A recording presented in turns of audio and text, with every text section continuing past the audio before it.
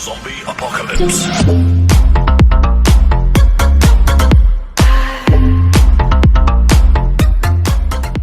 Totoo. Pero bago ko po, Mr. Chair, tawagin po yung tatlo, nandito po ang DSWD para mabigla po sila sa karumal-dumal na pag-aabuso at pag-abuso ng SAP sa bayan at syudad ng Iriga. You are recognized, Deputy Speaker Villafuerte. Thank you, Mr. Chair. During the last hearing, I asked the committee through Chairman Alvarado to subpoena 4 persons from Iriga City, particularly because I've received a lot of complaints regarding the distribution of the SAP in Iriga City. And we thank the resource persons for coming, lalo na dun kay Attorney Ortega, who is 82 years old. He's here this afternoon. And nandito rin kasama natin ng DSWD. I would like to clarify that this hearing is in aid of legislation and gusto nating itama ang mga maling nangyari para hindi na po maulit to. And just to reiterate, ako po ang isang principal author at nagtulak, nag-defend ng bayanihan to heal as one. Talaga ako naniniwala na dapat magkaroon ng ayuda ang mahihirap na kasama natin, kababayan natin, lalong-lalo na po yung 18 million families na nakalagay sa batas. Then nandito rin po ang DSWD, nandito si Yusek Pamonag, si Secretary Rolly, Yusek Amy. Alam po nila na ako po ang nagtulak na i-distribute ang first tranche through LGUs kasi kulang naman talaga ang manpower ng DSWD. However, while a lot of LGUs successfully, honestly distributed the SAP, unfortunately, marami rin tayong na-receive na complaints dito at una-una na dito ang Iriga City. Ako po hindi taga Iriga City, hindi ko po to distrito to, pero marami pong nag-complain sa akin. Ngayon, Mr. Chair, we issued a subpoena to Mayor Adel Alfelor on July 9. Before I extensively ask questions regarding the SAP, she answered the committee through the Speaker Cayetano and Chairman Alvarado.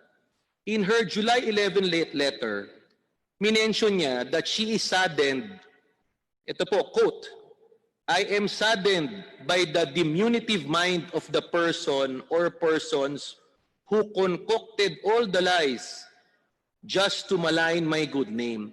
Mr. Chairman, bago tayo mag-umpisa sa hearing, linawin po rin muna ni Mayor Adel Alfelor, ano ba ibig sabihin niya? Sino ba ang tinutukoy niya na person or persons who concocted lies? And what lies is she saying, Mr. Chair? Okay, bago po sumagot ang ating pong mayor na galing po sa Iriga City, nakapag-take na sila ng oath sa ating secretariat. Tatanungin po natin ang mayor ng Iriga City, si Mayor Madelaine Alfelor, Gasmen, na sagutin po ang katanungan ng ating pong kasamahan na Deputy Speaker LRay Villafuerte. Kung sino po ang inyong tinutukoy sa inyong pong sulat kay Speaker Alan Cayetano at sa ating pong Chairman Jonathan Alvarado. You can answer and you are now recognized. Thank you, Mr. Chair. Good afternoon to everyone, to all the members of the committee, especially Ma'am Nina, who happens to be from Iriga City also. Good afternoon. I am referring, sir, to all the things that were posted in social media, particularly an account called Bicol Politics and Rinconada Secret Files. Those are accounts. They are alleging that I corrupted the money that has been downloaded to Iriga City exclusively for SAP distribution. Also, yung pong mga radio stations, and then it's all in the radio. So when I was invited, at least I am very thankful that at least I can exonerate myself from the allegations that were posted in the social media and the radio as well. Mr. Chair, Mr. Chair, kasi yung sulat niya, diminutive mind of person or person eh. Hindi naman niya sinabing Facebook account or radio stations. So may I remind lang the Honorable Mayor na she should not insinuate and make statement like this kasi it implies to congressmen. Mali po yung sinasabi niya tapos sabihin niya, wala naman po tayong pakialam po sa Facebook account at radio station. This is a hearing of Congress.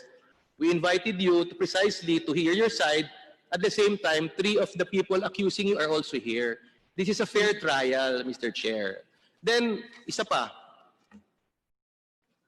She posted a Facebook post. Ito po. Pinrint ko. Sinabi niya na, my conscience is very clear. DSWD gave the money to the people who deserves it and who are in need. Almost all belong to poverty line. Ang tanong ko po, Mr. Chair, and I would remind the mayor that she's under oath.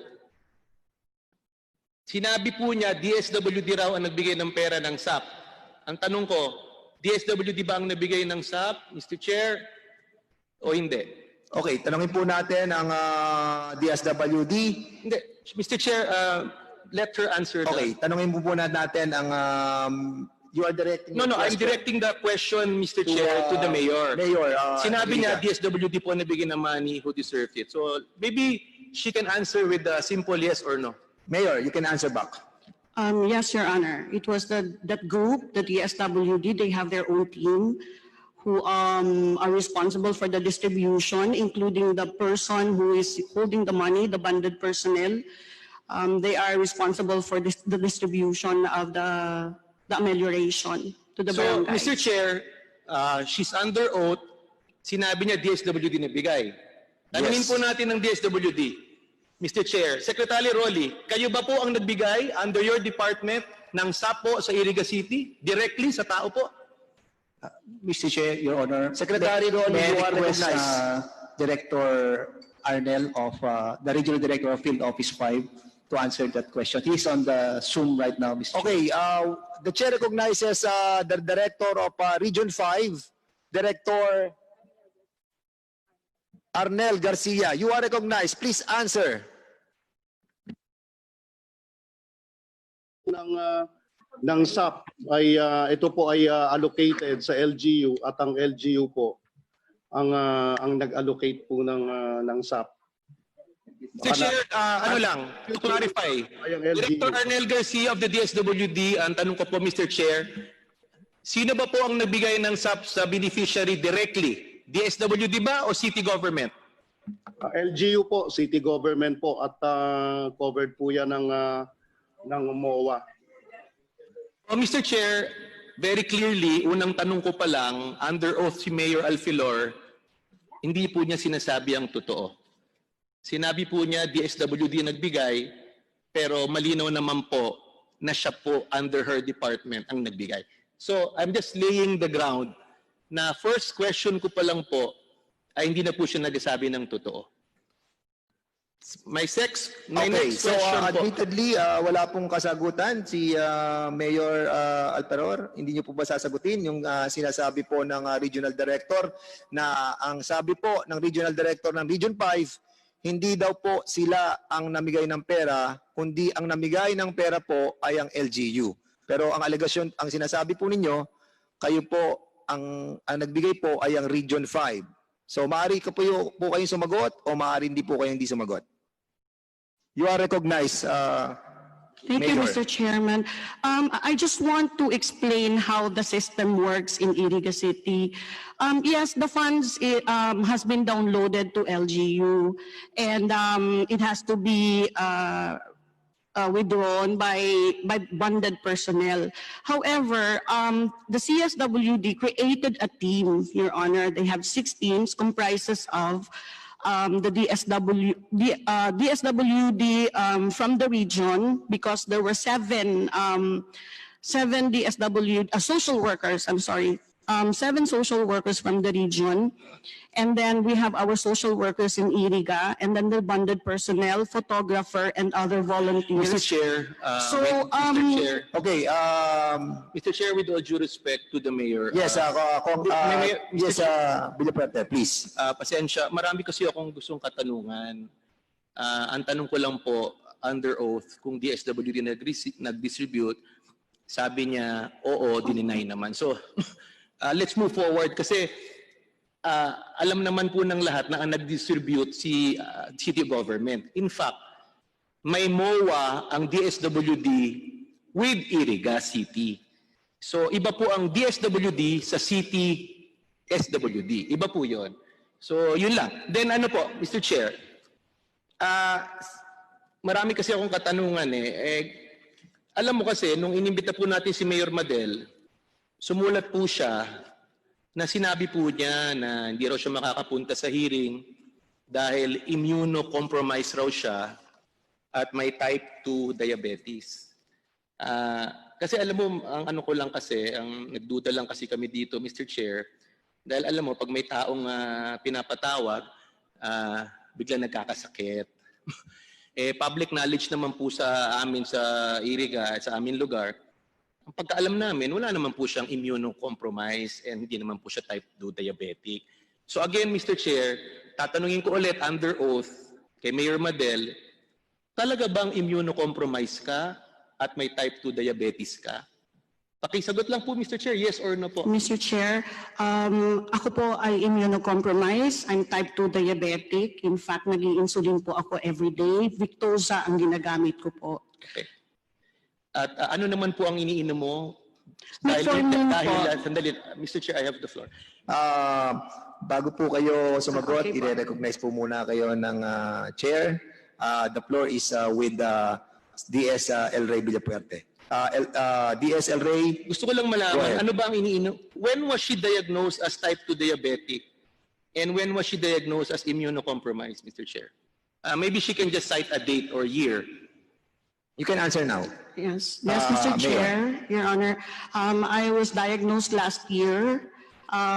In fact, nag-submit ako ng medical certificate sa governor that I am type 2 diabetic kasi nagpa-check up po ako and nag-i-inject po ako ng Victoza. Tapos po in the afternoon, I drink metformin. So, Mr. Chair, last year po siya na diagnosed as immunocompromised. Tanong ko lang, may iniinom ka bang gamot for being immunocompromised? As of now, wala po. Only that nag-depend po ako sa mga releases of the Department of Health that once you're a diabetic, once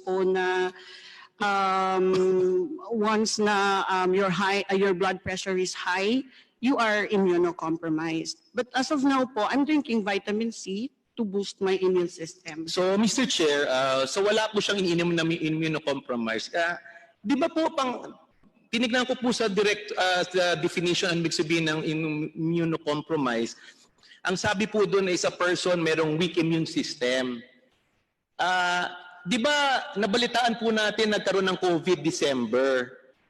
Pero di ba Mayor Alfelor, di ba kung immunocompromised ka, bakit ka nagbiyahe sa Spain noong March, nakasagsagan ng COVID, kung immunocompromised ka?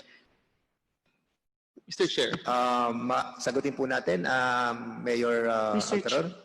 Yes, I am the treasurer of UCLG World, Your Honor. It is the first time and the first meeting of the UCLG World, so I am obliged and mandated to attend the meeting. However, during the time in Barcelona, wala pa naman pong COVID cases, wala pa naman pong positive. I was talking to the mayor of Barcelona, wala pa naman po. And it just so happened na pagdating ko po, I quarantined myself for how many days.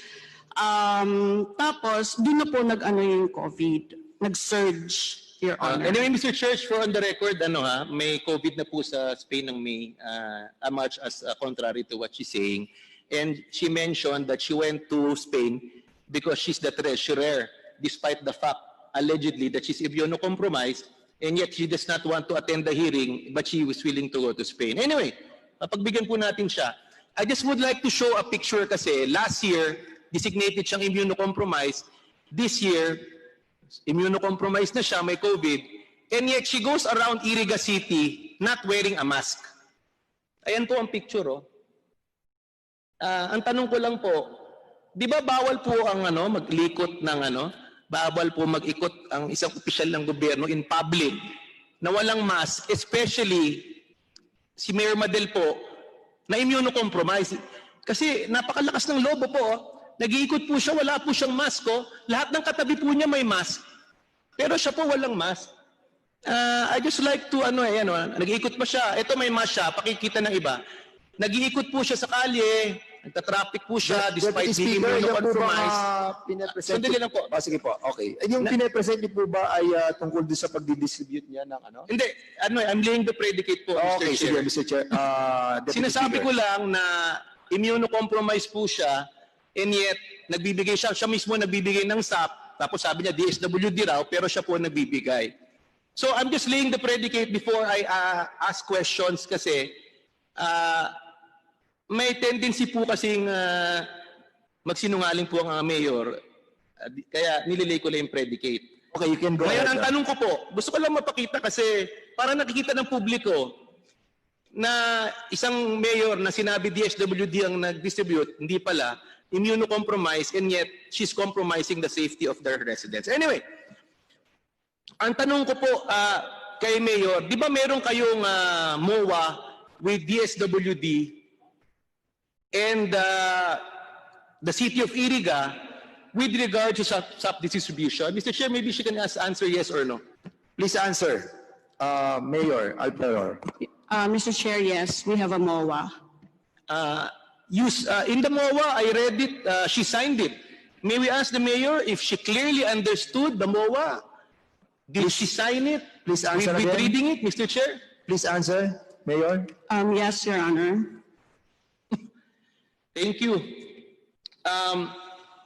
Alam pa po ni Mayor, gusto ko lang po tanungin kay Mayor, alam pa po niya ang diferensya ng formal at informal sector?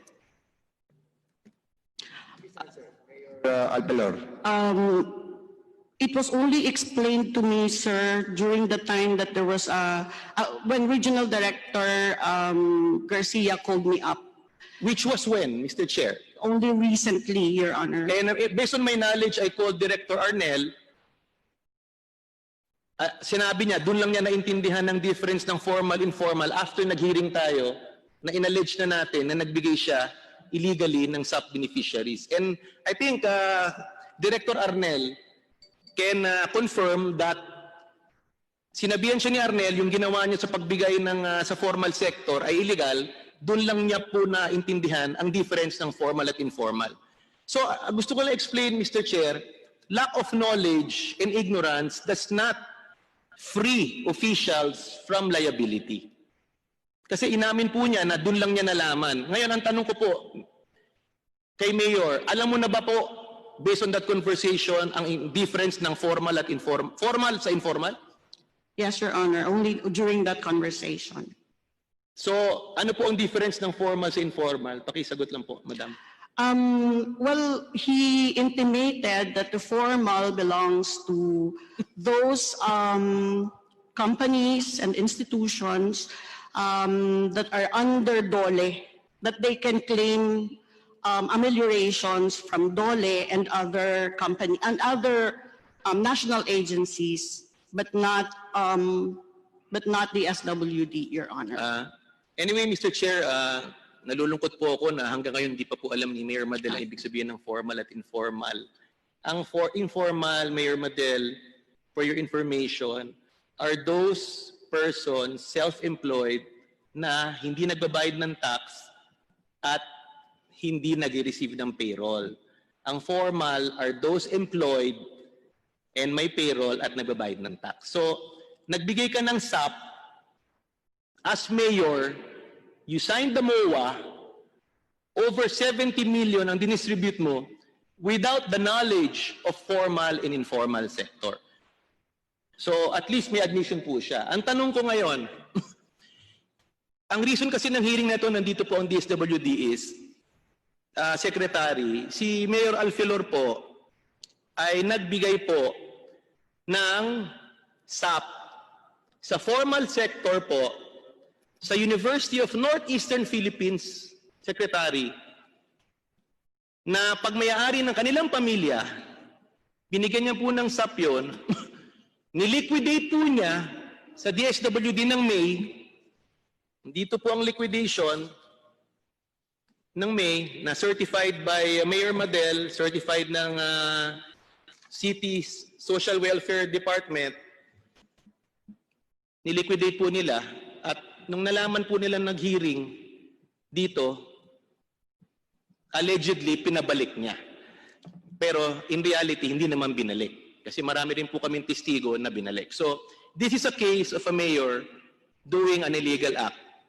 But we will give her the chance to answer. My question is, Mayor Madel, binigyan mo ba ang empleyado ng UNEP na ikaw ang pagmay-ari ng SAP beneficiary? Binigyan mo ba sila ng SAP? Mayor Madelaine, we are reminding you that you are under oath. You may answer now. I have known that these people, these employees, nag-apply po sila sa barangay, Your Honor. And when they applied, they were given, nabigyan po talaga sila ng amelioration. Kasi first and foremost, ang procedure po kasi, di ba, it is verified and assessed by the social worker, and at the same time, it was also verified by the social worker from the region. So when they admitted it, when they accepted it and approved it, sila, doon naman po ako nagdedepende, Your Honor. So kung in-approve po ng social worker from region, that means yun din po yung pagkakaintindi po nila. Mayor Madelaine, puputulin ko po kayo. Ako po ay dati pong mayor ng Santa Rosa at meron po tayong ginagawang MOA with DSWD. At kapag nagkaroon po tayo ng MOA sa dinadownload po nilang pondo, ang nag-a-assess po at nag-validate ng mga tao sa ating syudad ay walang iba po kundi nang gagaling sa CSWD sa ating pong LGU. At hindi po to na binabalidate ng DSWD. Kaya in other words, kapag ang pondo po ay na-download sa atin sa LGU, tayo po ang may responsibilidad sa pondong yun, pati na po ang ating pong CSWD. Mr. Chair, Mr. Chair, Go ahead. Mr. Chair, can I be recognized? DS Villafuerte. So, inamin po niya na binigyan po ang ng SAP ang hindi dapat at sinasabi niya na hindi daw niya alam yon at yung city welfare officer raw ang nagbigay noon with the concurrence of the DSWD region. Pwede ba nating tanungin briefly kung talagang nag-concur ang region doon sa pagbigay ng SAP sa private school na pagmamayari ng kanilang pamilya?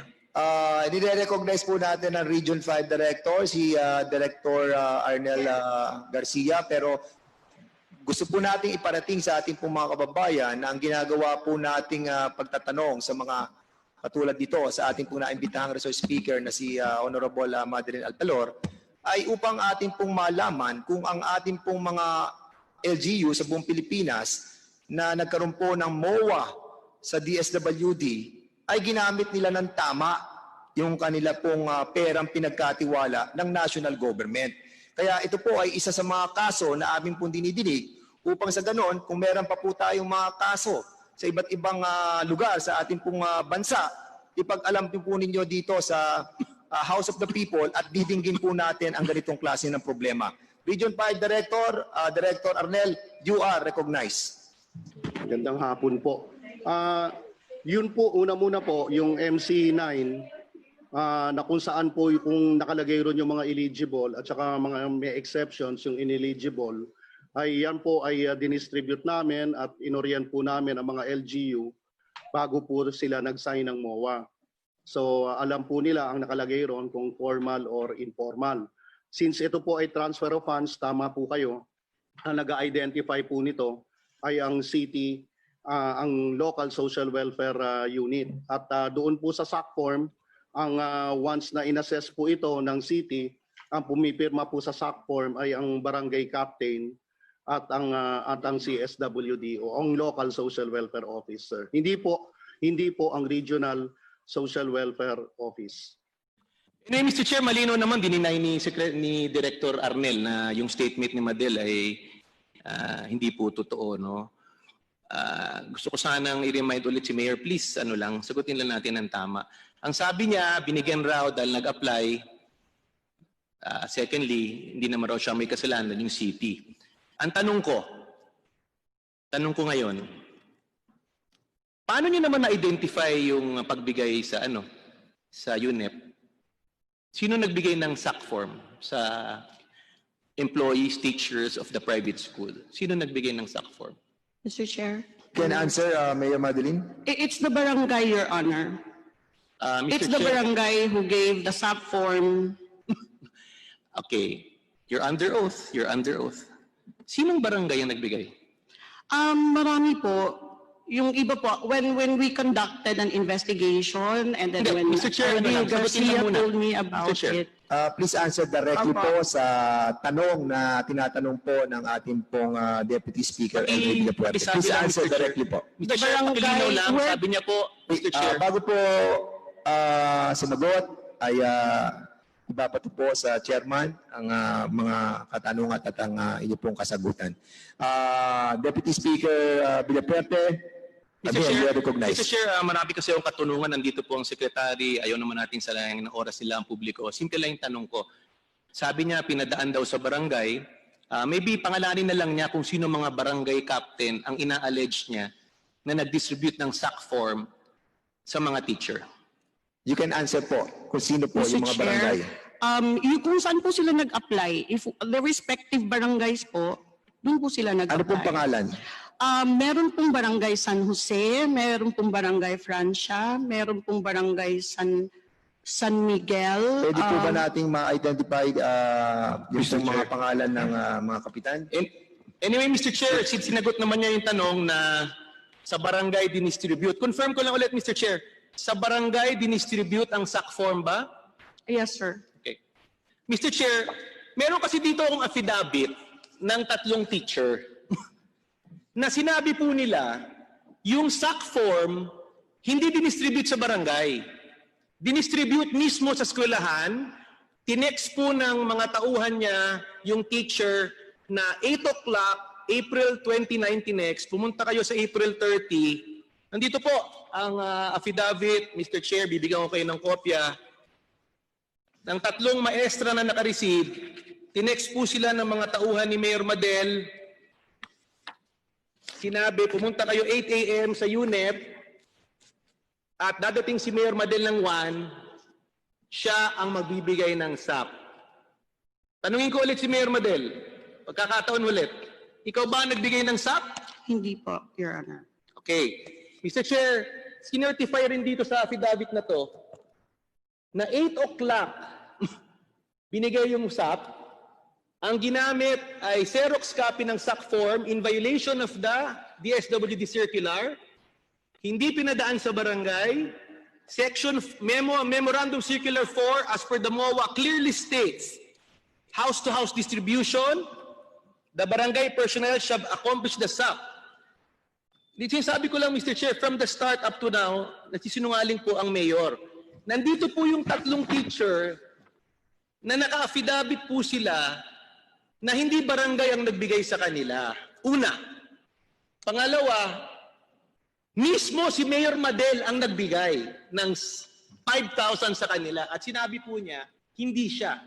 Nandito po ang affidavit, Mr. Chair, at kung mamarapatin po ninyo, nandyan po ang mga teacher ngayon. Pinapunta ko po as a surprise witness dahil pakiramdam ko, sasabihin ni Mayor Madel na hindi siya nagbigay. Okay. Nandyan po sila. Maybe we can adjourn for 5 minutes. Okay, and we can call the 3, suspend the, sorry. Okay. Chair, call this- DSLRay, can you kindly submit to us first the affidavit at pagkatapos po na ma-check po ng ating pong secretariat ang authenticity nito pong affidavit na to, saka po natin ipapatawag yung mga gumawa ng affidavit na to na nandito na po sa mga oras na Mr. to. Chair. But for the meantime, before we suspend for Yes. a minute, No, Mr. Chair. i-recognize po natin si Chairman Mike Defensor. You are recognized, So Mike as not- Defensor. Yes, thank you, Mr. Chair. So as not to waste the time while we are awaiting the arrival of the teachers, just a policy question. I'll take advantage of the Department of Social Welfare Secretary who's here and the entire leadership of the DSWD. Ito pong pinag-uusapan ngayon is a question of policy. And these are questions of policy that I would like to raise. You will be, or you have already served 18 million and you're probably on your way to about 25 million. Some of them have received twice the social amelioration support, and some of them would be receiving once during the first tranche and another in the second tranche. What would be our policy as to the beneficiaries for the SAP program? Mr. Chairman, Mr. Secretary. So you are addressing your questions to DSWD or Whoever to the can answer, whoever can answer. Kasi po, para lang maliwanag, DSWD? para lang maliwanag po, Mr. Secretary, may nabigyan na po at may bibigyan pa, may iba dalawang beses nabigyan, yung iba naman isang beses. First tranche, second tranche. Ang question po dito is a question of policy, yung formal and informal sector. Ano po ang pananaw, batay sa inyong mga sirkular at batay sa ating ginagawa dito sa proseso ng ating pagbibigay? Okay, DSWD, Secretary Rolly Bautista, you can answer sa query po ng ating pong kasamahan na Congressman Defensor.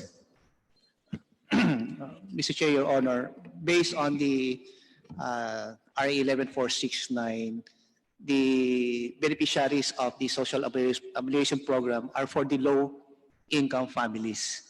So, other programs were provided for yung tinatawag natin mga formal families. So, with your permission, Mr. Chair, may I ask Yusek Neri to be recognized? Yusek Neri, you can answer briefly, no, para matapos na po natin si Deputy Speaker LRay Villafuerte. Go ahead, si Yusek Neri. Thank you, Mr. Chair. As to the distribution of SAP, the policy direction of the IATF approved by the Office of the President via Memorandum of Executive Secretary Medjal Dea dated May 22, 2020 are the following, Mr. Chair. If I may be allowed to read it briefly. Go ahead, Yusek. Mabilis na lang. Opo. Upon considering the recommendation of the IATF in its resolution number 31 series 2020 dated May 1, 2020 and pursuant to RA 11469, otherwise known as Bayanihan to Heal as One Act, the IATF is hereby instructed to do the following. Retain the original numbers and budget for the first tranche of the Social Amelioration Program, and for the second tranche of the SAP implementation. Yusek Neri, klaro lang po. Very simple question. Secretary Bautista said low-income families. But low-income families, hindi po yan formal and informal. Iba pa ho yung classification ng low-income to formal and informal. How do we now treat the as a policy? How do you now address that? Because klaro tayo sa 4Ps. No debate. Outside of the 4Ps. Andiyan na po ba yung mga guests? Okay, puputulin na kita. Mr. Chair, habang inaantay po natin, maybe, Go ahead, Chairman Mike's question can be answered before I continue, or Ano po ba? I can continue, Mr. Chair. I have a lot more questions. Yes, Deputy Speaker LRay, just a quick question para lang klaro sa atin lahat. Maraming nakikinig, maraming officials here in Congress and our local officials. What is the policy? Mr. Chair, Yes, go ahead. If I may continue, Mr. Chair. The Bayanihan to Heal as One Act is very specific to all low-income families with no income or savings to draw from during the lockdown or during the enhanced community quarantine, Mr. Chair. So that's really the coverage of the Social Amelioration Program. With respect, if I may be able to continue, Mr. Chair, if we can all recall, there was a call for the formal sector which was immediately responded by the Congress in which the SSS also provided a separate assistance to the formal sector, Mr. Chair. So in effect saying, Mr. Chair, the provision of the Bayanihan to Heal as One Act specifically pertains to low-income families with no income or savings to draw from during the pandemic. Okay, so Mr. klaro Chair. po, sandali lang po, klaro po yung binanggit na Yusek Neri between formal and informal at kung sino po ang tatanggap. At narito na po yung affidavit na binigay po ni DS LRay at ipatatawag na po natin yung tatlong nag-secure ng affidavit na to. Mr. Chair, if the teachers are already here, yes, are they already here? Because ito pong policy question, again, it has not been answered. Low income with no savings can be anyone. I think we have to resolve that. Kailangan yung pag-isipan yun. Because low income is general term. No savings is general term. Anyone can claim that. Mr. Chair, are the teachers already here? Yes, andito na Mr. po. Chair, Bago po natin talakayin yung Mr. Chair, sinasabi po. maybe I can continue while they're being seated, Mr. Chair. 1 minute suspension.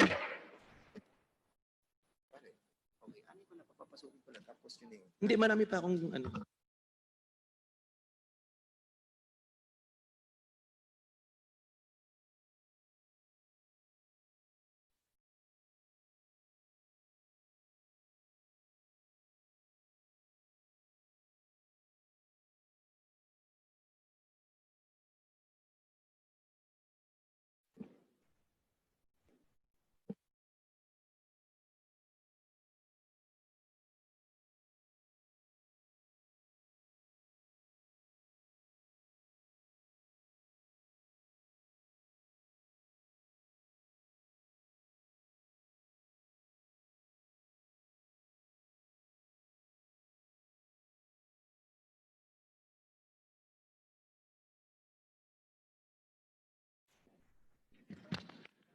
Session resume. Ikaw na para.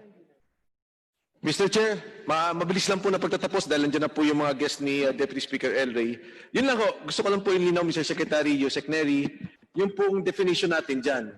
Because it may have already created problems and it may create problems in the future. So we have to be clear about that particular policy. Thank you so much. Thank you so much, Mr. Chairman.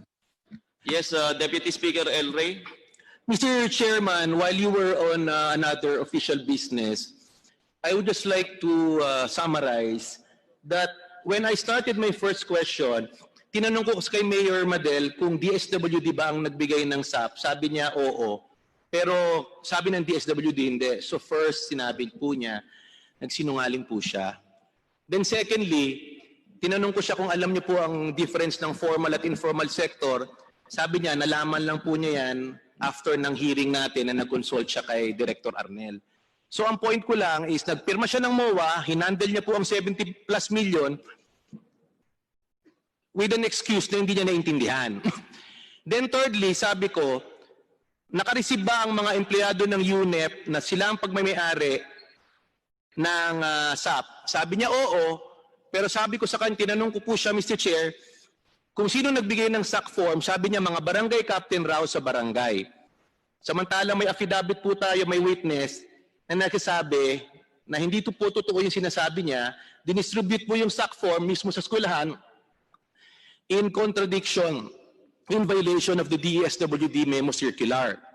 Then tinanong ko po siya, Mr. Chair, niremind ko po siya na bawag siya magsisinungaling, tinanong ko siya, ikaw ba nagbigay ng SAP sa empleyado? Sinabi po niya, hindi. It's on record, it's in video. Nandito po ang tatlong teacher na makakapagsabi na hindi siya nagsasabi ng totoo. Pero bago ko po, Mr. Chair, tawagin po yung tatlo, nandito po ang DSWD para mabigla po sila sa karumal-dumal na pag-aabuso at pag-abuso ng SAP sa bayan at syudad ng Iriga. Papakita ko po sa inyo dito ang slide. Ito, pakikita ng slide po. Yung sa cash assistance payroll. Cash assistance payroll slide. Glenda, pakitingin po nito kasi grabe po ang illegal na nangyari sa Iriga eh. Number one, hindi makita, explain ko na lang, Mr. Chair. Nagbigay sila sa formal sector, employed, illegal. Hindi nila finalo ang protocol, illegal. Tapos ito pa, Mr. Secretary, Mr. Chairman, nagbigay sila sa isang Adel Alfelor na empleyado po ng eskwelahan, pero po, hindi po siya residente ng Baaw. Residente po siya ng hindi po siya residente ng Iriga City. Residente po siya ng ibang bayan, hindi siya qualified, may trabaho siya, binigyan po siya ni Mayor.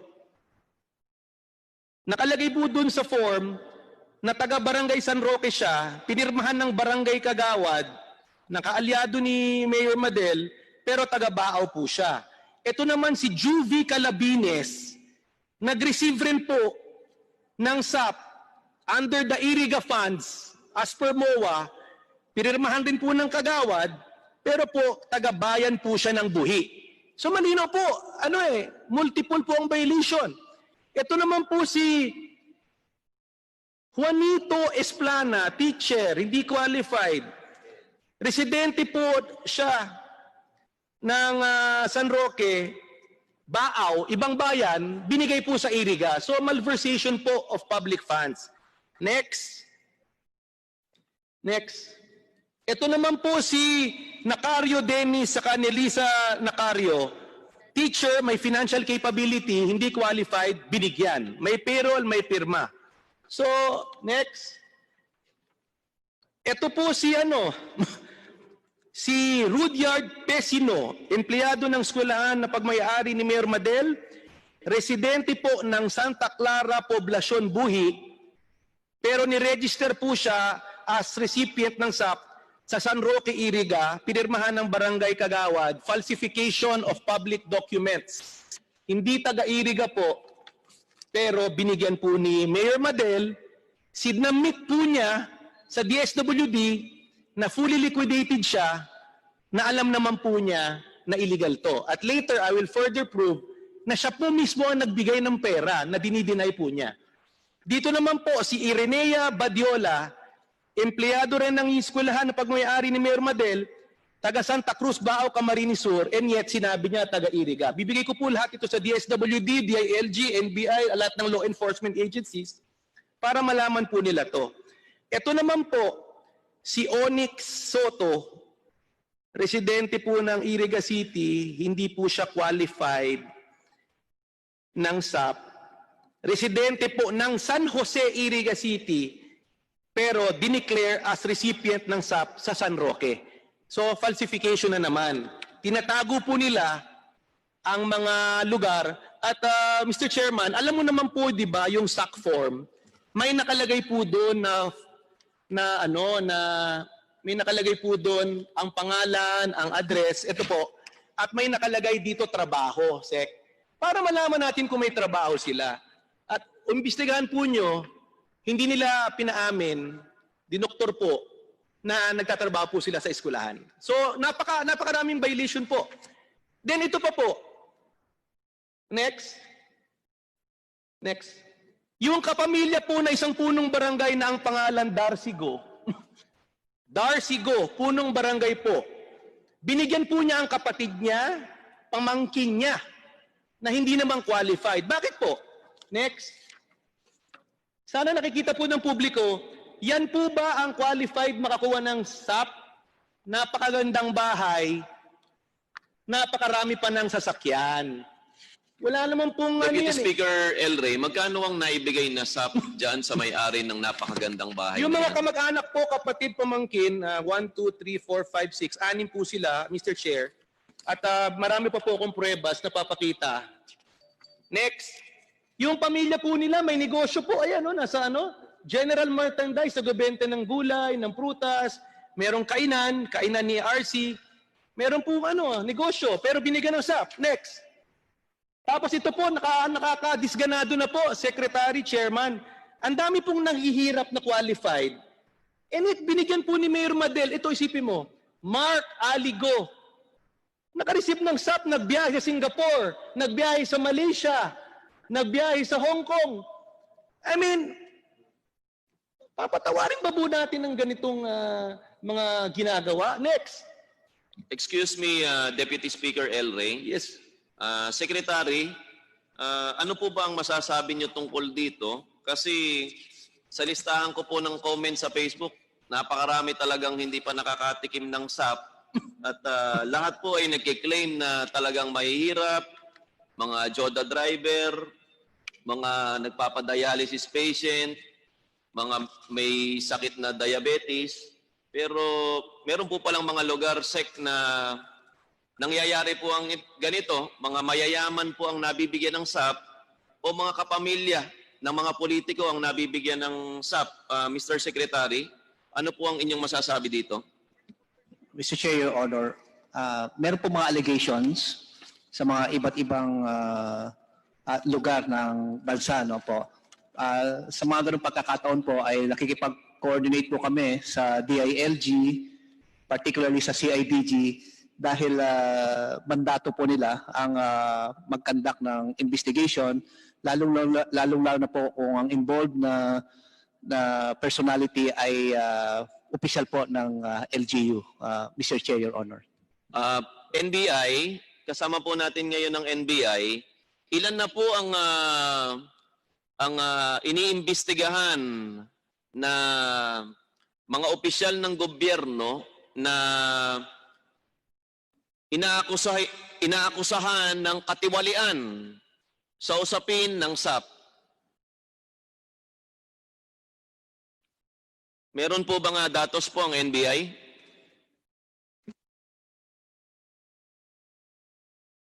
Mr. Chair, Your Honor, with your permission, Yes, Secretary. Opo. may I request sa Yusek Pamonag, meron po silang data sa mga allegedly nag-violate ng ating SAP implementation, Mr. Chair. Sige po, pakikinggan ko po si Yusek Pamonag, pero pakinggan ko po muna sandali ang NBI. Your Honor, I am Noel Bucaling from NBI Bulacan. I am the current agent in charge. The reason why I was sent by the Honorable Director Eric B. Distor is because on the onset of the distribution of the Social Amelioration Fund program, we were the ones who filed the first cases of social amelioration theft, as we call it. In our anti-graft division, I think there are still many pending investigations and for filing of cases. But as far as the Bulacan District Office is concerned, we have already filed 3 cases that served as deterrent, so that many LGUs did not anymore dwell on that scheme. There are several schemes, 3 different schemes that we have uncovered. That is the reason why I do believe that we became trailblazers in this kind of investigation. And the data, I could request, Mr. Chair, that Attorney Cathy Remigio of the Anti-Graft Division, so that be recognized. She is on Zoom because she has the greater picture of the entire country. Yes, NBI via Zoom, you're now recognized.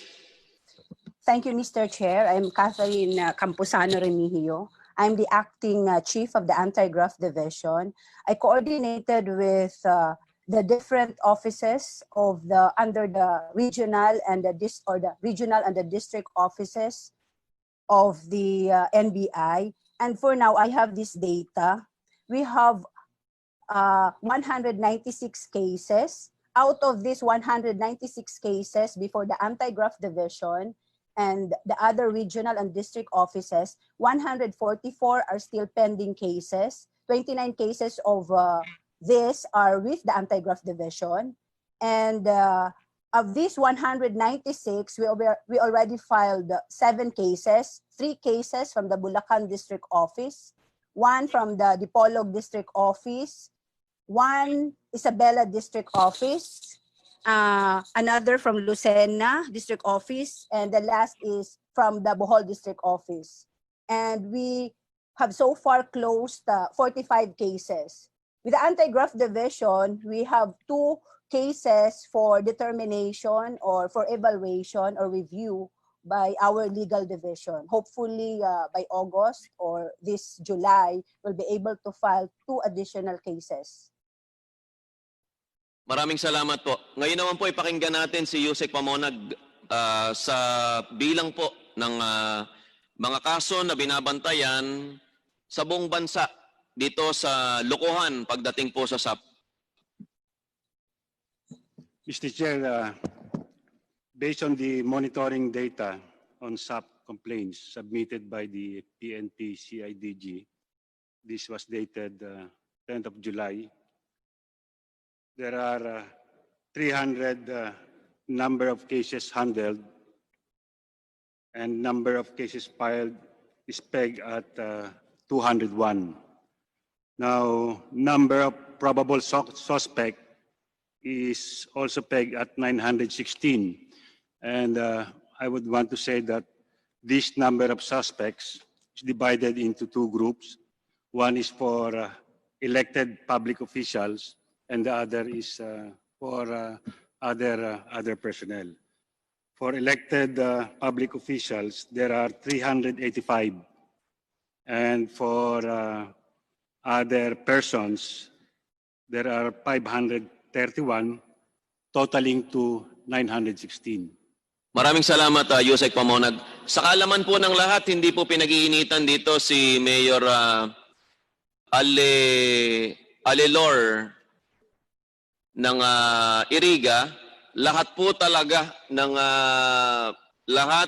inaakusahan ng anomalya pagdating po sa SAP, sa pamimigay po ng SAP, ay papasadahan po nitong komite pong ito at wala pong ni isa sa inyo ang makakawala pagka kayo ay sumubok na gumawa ng kalokohan dito sa SAP, sapagkat napakarami po sa ating mga kababayan ang nagrereklamo, hindi pa nakakatanggap, dapat sila makatanggap.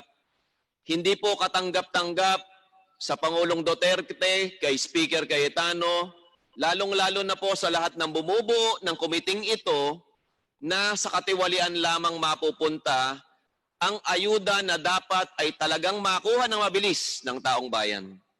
LRay, pakituloy po ang iyong pagtatanong. Hindi, Mr. Chair, siguro malinaw naman natin, dito po ang publiko na kinununood, dito ang DSWD, na napakaraming proof na may affidavit itong mga ginawang anomalya ng mayor ng Iriga. Pero papagpatuloy ko pa rin, bibigyan ko pa rin siya ng tsansa kahit na patuloy ang sa kanyang hindi pagsabi ng totoo. At nililinaw ko lang, hindi po natin siya hinaharas dahil alam mo naman, yung mga kababayan na kanya, sinasabi binubuli raw siya. Hindi ka namin binubuli. Importante lang, sabihin mo lang ang totoo. And the committee will decide, and the public, kung ano ang dapat gawin sa mga nagkasala. Tanong ko lang, Mr. Chair, pinakita ko po na ang mga teacher na hindi qualified, binigyan niya, sila ang may-ari ng eskwelahan, binigyan niya, at marami pang iba. Mga kaalyado niyang kapitan, kamag-anak, binigyan niya. May tanong ko lang, Mr. Chair, kay Mayor Alfelor, nagbigay ka ba ng SAP sa kamag-anak mo? Mayor? Mr. Chair, wala po akong naalala na binigyan kong kamag-anak ko. Mr. Chair, Kaya lang sa probinsya po, Your Honor, kahit distant relatives, di ba po, magkakapinsan, even nga si Congresswoman Taduran, sinasabi nila na distant relative. So, yun po. Sinasabi po, di ba, although we're not really relatives, but sometimes sinasabi nila na, oh, meron kayo, your distant relatives. So, di ba po pag sa probinsya, madaming magpipinsan. So, sa pagbigay po, there were 15,800. It would be difficult and it would be hard to remember if, kung nakabigay ka nga po. And also, hindi naman po talaga ako ang nagbigay. Ang proseso po kasi po talaga namin sa Iriga, Meron pong social worker from the region. So pag ginawa na po yung payroll ng social worker from Iriga, there's a social worker from the region who verifies and assess. So once you're in the payroll already, it does not follow na you will be recipient. Ang ginagawa nila, pag ina-assess nila na disqualified, they automatically remove from the payroll. So, hindi po ako ang nag-a-approve. Ang nag-a-approve po is the barangay captain, the social worker, verified by the social worker from the region. Yan po ang proseso namin. Deputy Speaker? Yeah. Mr. Chair, yung tanong ko lang naman kasi napakasimple. Ibahin ko yung tanong ko po, Mr. Chair. And, Ang tanong mo po kanina, Deputy Speaker, ay kung meron siyang binigyang kamag-anak. Okay, ganito na lang tanong ko kasi sinabi niya marami raw nagkiklaim ng kamag-anak nag-i-evade na yan. Tanong ko lang, meron ka bang binigyan ng SAP up to third degree of affinity and consanguinity? I-limit natin. Third or fourth. Yun lang. My question, I will rephrase, Mr. Chair. May we ask the Mayor of Iriga City if she has given, when I say has given, the city, kasi she might have a misunderstanding na siya mismo. Although kanina, sinabi niya, hindi raw siya namimigay, pero I will disprove her statement na siya mismo nagbigay. But in this part, my question, Mr. Chair, is, has the city government, under your jurisdiction, given a SAP to a relative up to fourth degree of consanguinity and affinity? Yes or no? Mayor? Yes, Mr. Chairman, I really don't remember because it's sila naman po ang nagbibigay talaga ng SAP and sila po talaga gumagawa ng payroll and wala po talaga akong alam dun sa proseso. Mr. Chair, So hindi Excuse me, po talaga Deputy maalala. Speaker LRay, Mayor. Maaari po ba nating malaman sa mga kasama natin ngayon mula sa DOJ, bisita po natin ngayon ng DOJ, maaari ba nating malaman kung pinapayagan ba ang isang chief executive na magbigay ng ayuda o SAP ng pamahalaan sa kanyang mga kamag-anak? DOJ?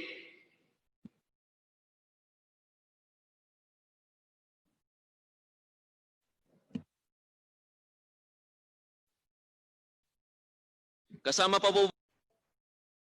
Kung wala po, maaari po ba nating marinig mula sa DILG? Kasama po natin ang DILG.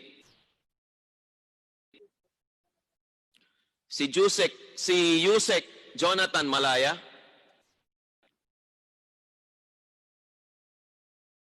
Yusek Malaya.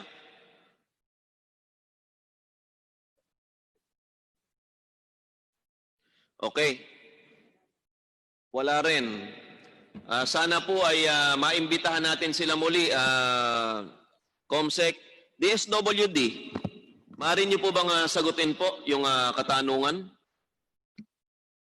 Mr. Chair, Your Honor, anybody is qualified for SAP as long as he is within the informal sector. At doon po sa JMC1, in-identify po natin doon yung mga persons who are in the formal sector. Pero po kapag ang isang beneficiary belongs to the formal sector, then may responsibility man ang person na yon, whether he is a local chief executive or a barangay official, Your Honor. Maraming salamat, Secretary. Yes, Deputy Speaker Villafuerte. Mr. Chair, gusto ko lang tanungin, maybe answerable by yes or no. Nagbigay ba siya sa kamag-anak niya ng SAP up to fourth degree of affinity or consanguinity? Maybe yes or no lang, Mr. Chair. Marami po kasi akong gustong ipakitang ebidensya. Baka masagot po ni Mayor po yan. Mayor? I reiterate my answer, Your Honor. I really don't remember. Mula po talaga akong maalala. And I guess even if, well, it came from Secretary Bautista na as long as they are qualified, I don't think that a relative should be... Alam niyo po, Mayor, hindi naman po tinatanong dito yung legality po, sinabi ni Secretary Bautista, pero kailangan niyo pong sagutin sa buo niyo pong kaalaman yung tanong ni Deputy Speaker LRay, ito man ay legal o hindi. I really don't remember, Your Honor. Hey, Mr. Chair, sinabi... Habang nagpapalit pa po ng mikropono si Deputy Speaker Villafuerte, ipapaalala ko lang po sa iyo, Mayor, na Section 11 po sa Rules of the House, kung kayo po ay Section 11 po sa Rules of the House, under contempt po, Mayor, kung po kayo ay susubok na i-evade o susubok na kalimutan yung mga dapat po ninyong natatandaan, nakatanungan sa inyo, ay pwede po kayong hatulan ng contempt. Datapot ayaw po namin itong gawin, ipinapaalala ko lang po sa inyo kung ano po ang maaaring consequence pag po hindi nyo sasagutin sa inyong buong kaalaman yung tanong ng isa po sa kahit saan po sa ating mga membro, Mayor. Yes, Deputy Speaker Villafuerte. Mr. Chair, kasi ulitin ko, sinabi niya, hindi naman ako gumawa niyan, mga city welfare officer, hindi raw siya nagbibigay. Ulitin ko lang, pinakita ko na to kanina eh. Siya mismo ang nagbibigay ng SAP. Siya mismo po ang nagbibigay ng form. So, parang may amnesia. Pakita ko lang to kanina na siya nagbibigay, tapos sinasabi niya hindi siya nagbibigay. Pakiulit nga yung pakita yung namimigay siya ng SAP form na walang mask. Yung number 1 to 9.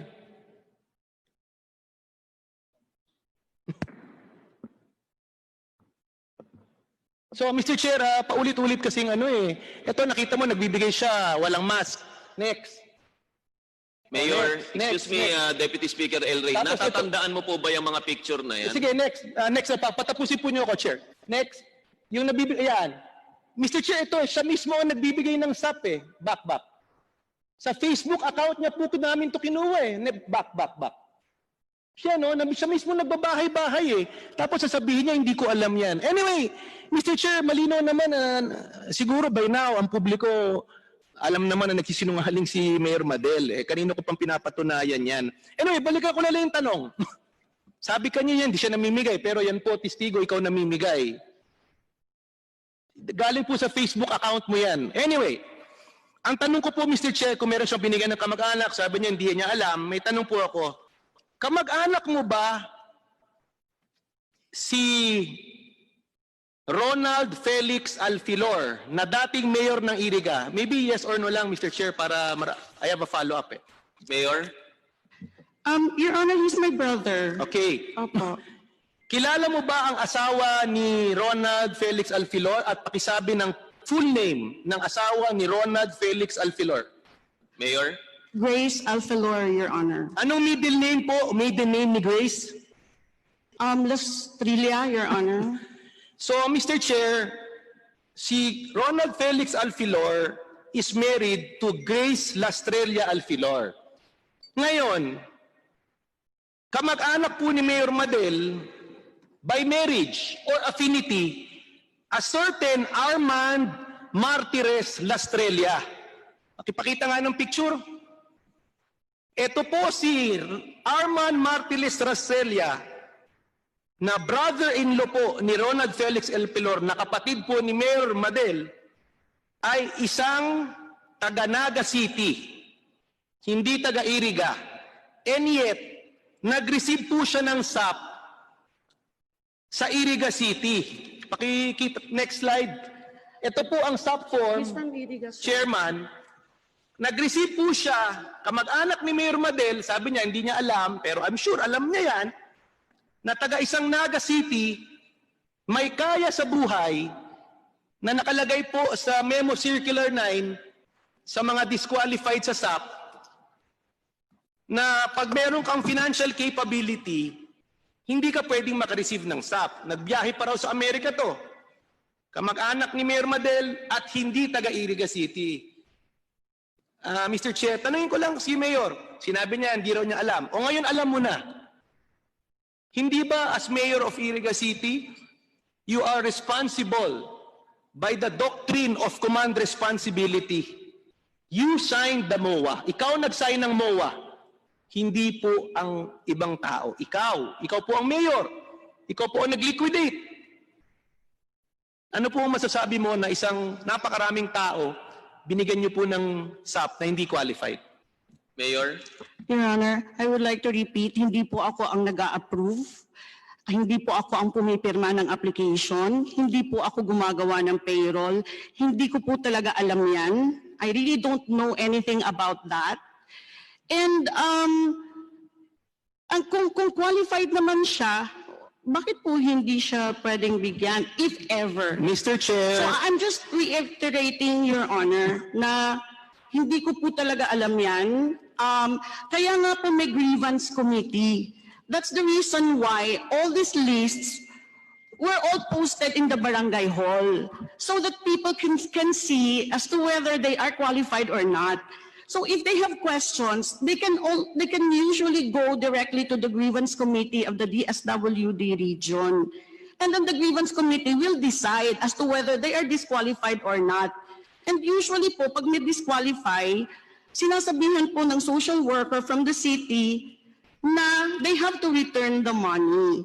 So that's the reason why there's a grievance committee, Your Honor.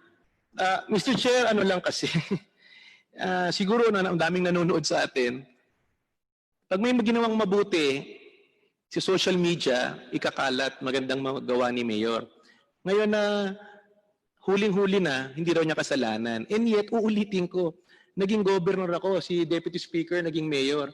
Hindi pwedeng sasabihin, wala namang masama kung qualified. Ulitin ko sa chairman, hindi nga qualified. Taga Naga City, binigyan taga Iriga. May kaya, disqualified.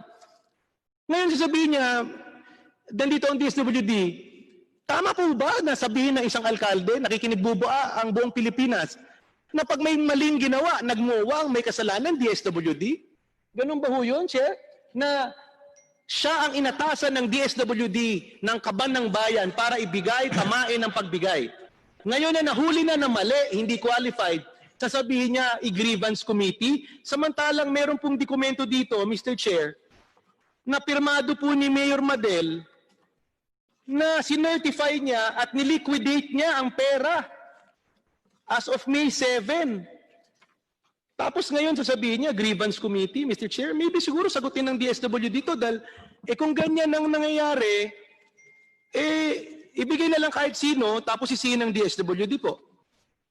Bago ko po pasagutin ng DSWD, kikilalanin ko muna si Deputy Speaker Dan Fernandez. Well, makasingit ng konti, no, Mr. Chairman, dahil nga po yan ang mabigat na responsibilidad ng mga LGU. Kapag ikaw po ay nabibilang sa ekotibo, ay talagang yung responsibility, command responsibility ng mga department heads mo ay nakaatang din po sa iyo. Kaya pag-identify po ng ating pong mga opisina, ng ating pong mga head ng CSWD, DO po natin, ay dapat ay dinodouble check din po ng ating chief of staff, ng ating mga tauhan sa mayor's office. Na sa ganun po, nakikita po natin talaga kung yung ginagawa ng ating pong mga department head ay tama o mali. At the end of the day, Mr. Chairman, ay responsibilidad pa rin po ng chief executive kung sino ang pinili ng ating department heads. Yun lamang po ang gusto kong iparating, Mr. Chairman. Maraming salamat, Deputy Speaker Dan Fernandez. At pwede po bang sumagot ang DSWD kung kayo ang may sala sa mga ganitong pangyayari, DSWD? Mr. Chair, Your Honor, lahat po ng mga kasunduan, binabanggit po doon yung mga liabilities, accountabilities, ay nakasad po ito sa MOA. So, kung dedetalyahin po natin ang MOA, ay talagang binigay natin ng responsibilidad sa mga local government units ang pag-identify ng mga Mr. beneficiaries. Secretary, sa madaling salita, hindi dapat kayo ang sinisisi sa ganitong usapin. Tama po ba? Tama Kung po merong hindi dapat bigyan na may kaya, kung merong kaya yung isang tao, sunod binigyan ng SAP, hindi dapat DSWD ang sisihin Lalong-lalo na kung may MOA na. Ganon po ba ang inyong sinasabi, Secretary? Tama po kayo doon, Mr. Chair, Your Honor. Mr. Deputy Chair. Speaker LRay I have Villafuerte. here with me, I will submit to you the chairman in preparation of the committee report and possibly filing of necessary charges against Mayor Alfelor, a certification signed by her that the said amount received by the Iriga City government and disbursed by the Office of the City Social Welfare and Development had been fully liquidated as evidenced by the attached payroll duly signed by the recipient, including the necessary documents appurtenant thereto. So niliquidate nila with the presumption na tama yan. Then secondly, Mr. Chair, tanungin ko ulit kay Mayor Madel, ikaw ba ang pumirma dito sa MOA between DSWD and LGU Iriga? At naintindihan mo ba ang MOA na to? Mayor? Yes, I am the person who signed the MOA, but ganito po yun. Iba-iba po kasi it's susceptible to various interpretations. Ang problema po, the entire guidelines was only handed down to the local government for a short span of time. And we are obliged also to distribute the money and at the same time prepare the SAC form in a very short span of time. So sana, Mayor, excuse me po. sana po ang nangyari, Gaano kahaba po yung span na sinasabi nyo? At ilang page po ba yung MOA na binigay sa inyo?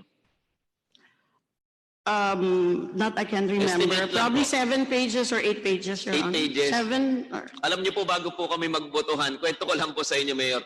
Bago po kami magbotohan sa ABS-CBN, 40 pages po yung binasa namin. At siguro isa't kalahating oras po ay binasa po namin, inikot namin yung 40 pages, inisa-isa namin. Kaya nga po, doon sa pagkakapirma namin ng ABS-CBN, ako po yung naglagay ng reservation ko sa ilang mga violation doon, lalo na yung violation number 1, violation number 5. Sinabi ko na hindi ako sumasang-ayon sa violation number 1 at violation number 5. Nagawa ko po yun kasi binasa ko yung 40 pages po, napakahaba.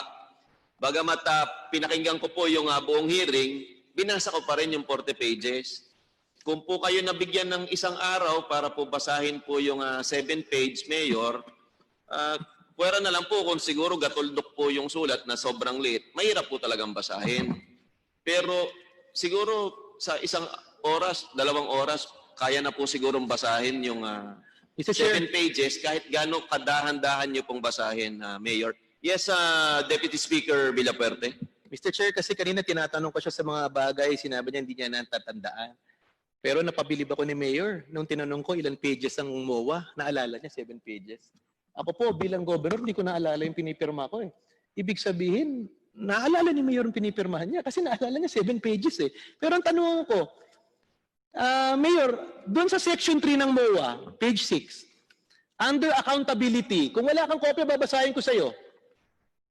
The LCE and other officials of the LGU shall be held criminally, civilly, and administratively liable for acts of malfeasance, nonfeasance, and misfeasance done in the course of the implementation of the provisions promulgated therein. Malinaw po dito. Fully accountable po ang LCE. Ang ibig sabihin po ng LCE, para maintindihan ng publiko, Local Chief Executive. Ikaw po yun. So, ibig sabihin, ikaw, as the LCE, and other officials shall be held criminally, civilly, and liable for malfeasance, nonfeasance in the course of the implementation. So, hindi pwede sabihin, Mr. Chairman, na kasalanan ni barangay captain, kasalanan. Kasi malinaw po, nagpirma siya dito eh. My question is, do you now accept that you are criminally, civilly, and administratively liable for all acts of malfeasance, nonfeasance, misfeasance done in the course of the implementation of the provisions promulgated therein? Mayor? No, Your Honor. Mr. Chair, siyang pumirma nito eh. What is the point of a MOA? What is the point of a MOA? What is the point of her signature if she will not honor it? Nandito ang publiko yung superior. Ano ibig sabihin nito? Basura pa po ba ito? No, Your Honor, I should also be given Mr. due I have the process, floor. Your Honor. Excuse me, Mayor, maghihintay po kayong tawagin ko po kayo o kaya tawagin po niya yung pangalan. We are kanina. giving the Honorable Mayor due process by answering eh. Nandito po nakikinig. Ang dami nga niyang trolls eh. Sinasabi, we support Mayor. Ang point ko is, you signed the MOA. You read the MOA. You know how many pages is the MOA. And you're saying you're not accountable? Mr. Chair, this is a clear violation of law. She signed something that she's saying now she's not liable. Anyway, your word does not matter that you did not, you will not honor this eh. Because Mr. Chair, she signed this. So she's criminally and civilly liable. So, sinasabi ko lang to, Mr. Chair, that since the start of the hearing, walang ginawa kundi magsinungaling po ang mayor. At sinabi po niya kanina, nung may official kausap po kayo, Chair, tinanong ko siya, ikaw ba ang nagbigay sa UNEP, University of Northeastern Philippines, na pagmayari ng pamilya mo ng SAP? Sabi niya, hindi. Kaya, Mr. Chair, meron po tayong surprise witness dito, 3 teacher. Nandito po, ang 3 teacher na nakareceive ng SAP sa UNEP na mismo si Mayor Alfelor ang nagbigay. So, Mr. Chair, may I ask the committee to conduct an oath to the 3 additional witnesses, Mr. Chair. I so move.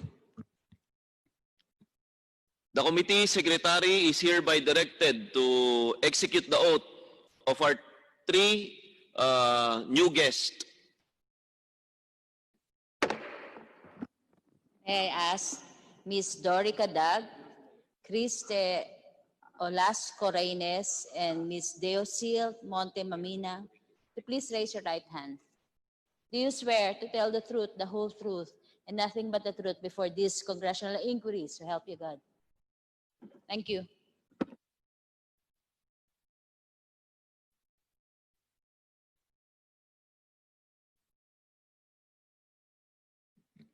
Yes, Deputy Speaker Villafuerte.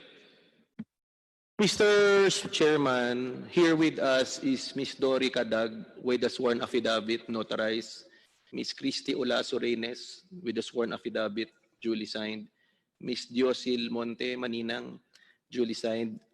Mr. Chair, with your permission, with your indulgence, si Ms. Diosil Monte signed an affidavit duly notarized.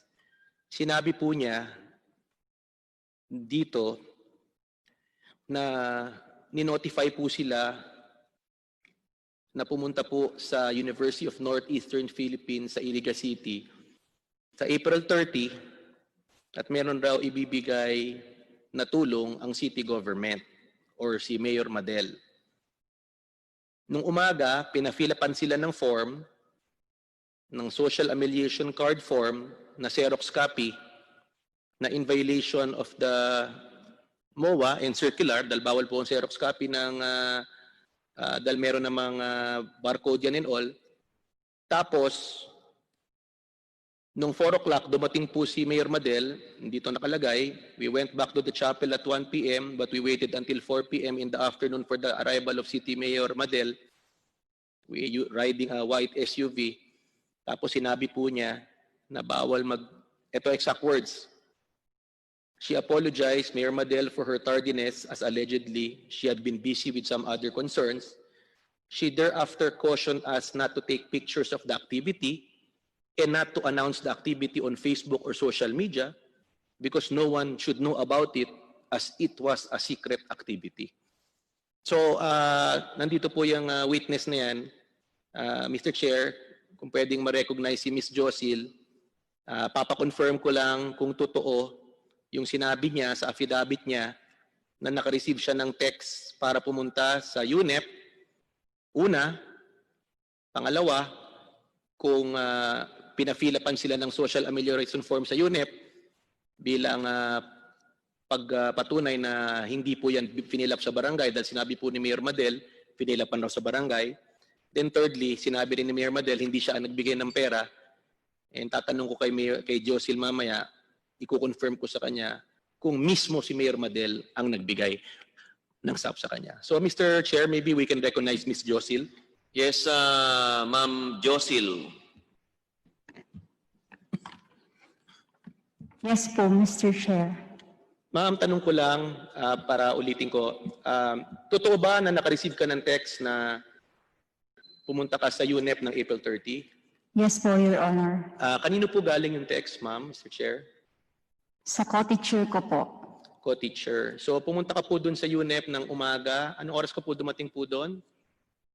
8 o'clock po, Your Honor. Pagdating mo po sa UNEP po, ano po ang ginawa nyo? May nagbigay ba ng SAC form or ano ba? Binigyan po kami ng SAP form po, Your Honor. Sino po nagbigay ng SAC form sa inyo? Si Ma'am Bian Arcea po.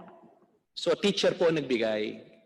Secretary of College of Education, Your So Honor. gusto ko lang ipaalam sa publiko kay Chairman DSWD na di ba ang usapan sa circular dapat LGU official or barangay captain. In this case, ang nabigay ng SAC form ay isang opisyal ng pribadong sektor, eskwelahan. So violation po yan.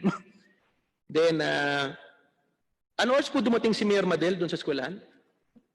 4 p.m. po, Your Honor. 4 p.m. Sinabi kasi kanina, ewan ko kung nanonood kayo, narinig mo ba na sinabi ni Mayor Madel na hindi siya nagbigay ng SAP sa'yo? Narinig mo pa? Yes po, Your Honor. Nanonood ka ba sa Facebook kanina? Yes po. Anong sabi ni Mayor Madel na nung tinanong ko po siya, ikaw ba mismo ang nagbigay ng SAP? Ang sabi niya hindi. Narinig mo po ba? Okay, ulit po, Your Honor. Narinig mo ba kanina yung nanonood ka sa Facebook na sinabi ni Mayor Madel na hindi siya nagbigay ng SAP sa inyo? Yes po, Your Honor. You're under oath, nasa publiko nanonood, mga taga-Iriga, buong Pilipinas. Tatanungin ko, si Mayor Madel ba mismo ang nagbigay ng pera sa'yo? Yes po, Your Honor. So Mr. Chair, clearly, nagsinungaling po si Mayor Madel. Thank you, Josil. Next, gusto ko lang pong tanungin si Dory Cadag to corroborate, Mr. Chair, to confirm, to corroborate yung statement po ni Josil. Ma'am Dory, ano po ang trabaho niyo sa UNEP?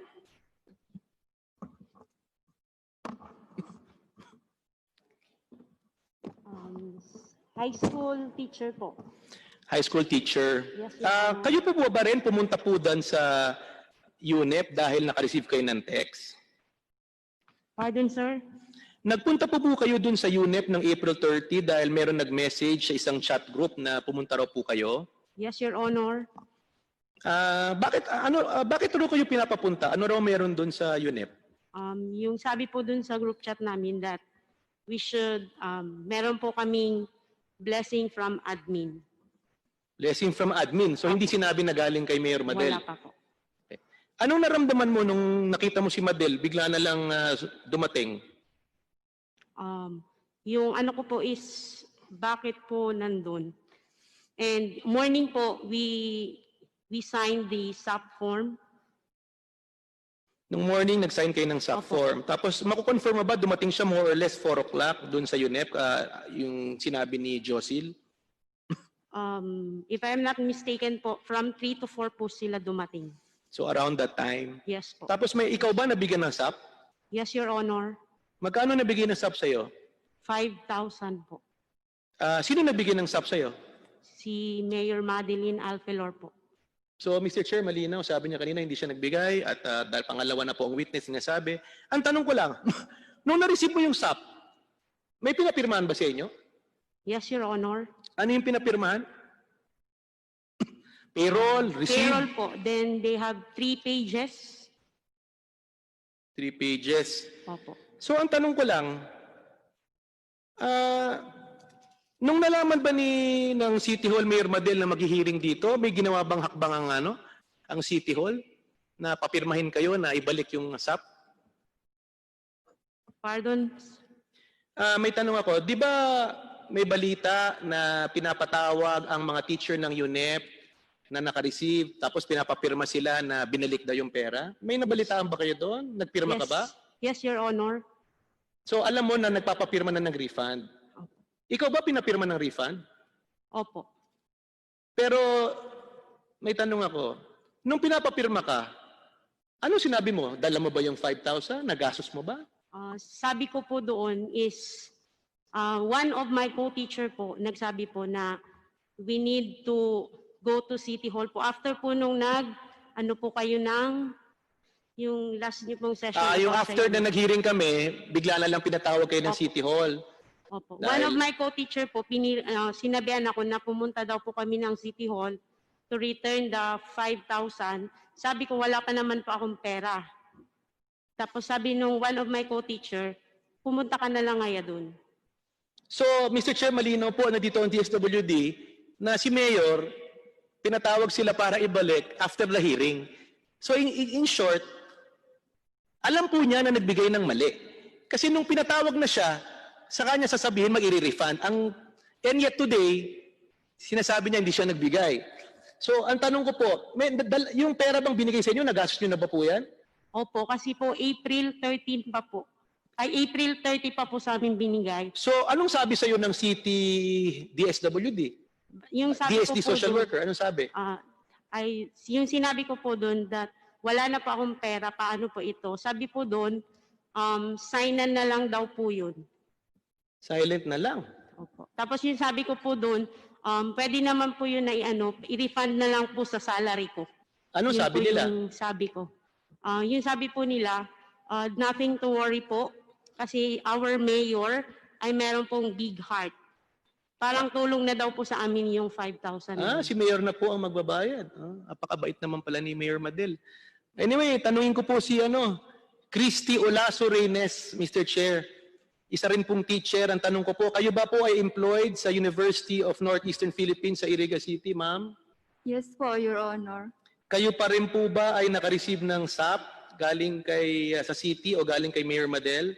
Yes po, Your Honor. Ang tanong ko, sino po ang nagbigay sa iyo ng SAP mismo? Si Mayor Madel po. Anong sabi niya nung binigay niya sa iyo? Tulong daw po sa amin. Hindi niya sinabi na galing SAP, galing sa gobyerno, hindi niya sinabi. Sinabi po niya na sa SAP nga daw po 'yun, pero secret daw. Secret. Mr. Chair, gusto ko lang tanungin si Mayor Madel, 3 po ang nag-affidavit dito. Sabi niya kanina hindi siya nagbigay. Pero malinaw po siya nagbigay. At gusto ko lang malaman kung gusto niyang baguhin yung statement niya. Kasi kanina nagsinungaling po siya eh. Ngayon nandito na. Gusto ko lang marinig ulit. Mr. Chair, bigyan natin siya ng pagkakataon. Ikaw ba nagbigay ng SAP sa mga teachers ng UNEP? At yes or no, Mr. Chair? Mayor Madel? Yes, Mr. Chairman. Actually, I really don't know them. And I have a certification coming from the president of the school Ma'am, excuse me that it po. did not happen. Excuse me po, Hindi po Mayor. ako ang nagbigay sa kanila ng SAP. And I can also produce. Excuse me po, Mayor. Ang tanong po niya can be answerable. Pwede niyo pong sagutin ng yes or no. No, At kung, sir. Ayun, kung po patuloy kayo sa no, ay no po ang inyong sagot. Yes, Deputy Speaker Villafuerte. Mr. Chair, kasi may 2 pa tayong witness dito eh. Pero binigyan na natin ng napakahabang panahon to si Mayor Madel. Testigo po. Alam naman natin nagsisinungaling eh. Mr. Chair, gusto ko lang sigurong malaman ni Madel, ano ba po ba ang parusa sa isang nagsisinungaling sa isang committee hearing? Kasi obviously she's committing perjury. Obviously she violated laws. Marami pa akong gustong mamaya briefly na lang. She violated the anti-graft law, Mr. Chair. She by giving undue preference to private individuals. She violated the code of conduct of public officials. She violated the Bayanihan law. She violated administrative and criminal provisions of law, Mr. Chair. She violated under oath, Mr. Chair. Ang mga ito, gusto ko lang maybe the Secretary and the Chairman can remind her further before I proceed kung ano pa yung mga katanungan ko. Mayor, kanina po ay sinabi ko na po sa inyo na if you will continue, kung ipagpapatuloy niyo po ang violations, ang pagsisinungaling o hindi pagsagot ng tama sa committee ito, ay maaari po kayong patawan ng contempt na dinadasal ko po sa Panginoon ay wag naman ipataw sa inyo ngayong araw na ito. At Buo naman po siguro yung aming paalala sa inyo. Hindi naman po siguro nagkulang ang committing ito na paalalahanan kayo na sumagot ng inyong buong nalalaman at yung tama pong nalalaman.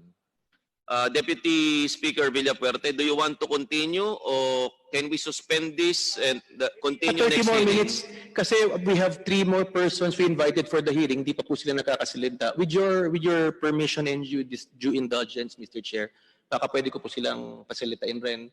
Sige po, binibigyan ka po ng hanggang bago mag-alas 7 ng gabi, Deputy Speaker Villafuerte, kasi we have to sanitize the building tonight. Thank you, Mr. Chair. Here with me is si Attorney Ortega of Iriga City.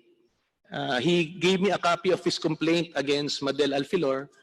Maybe we can hear from Attorney Ortega and maybe he can share ano ba po ang complaint niya against the mayor in relation to the SAP and other violations. Mr. Chair, maybe we can recognize Attorney Ortega.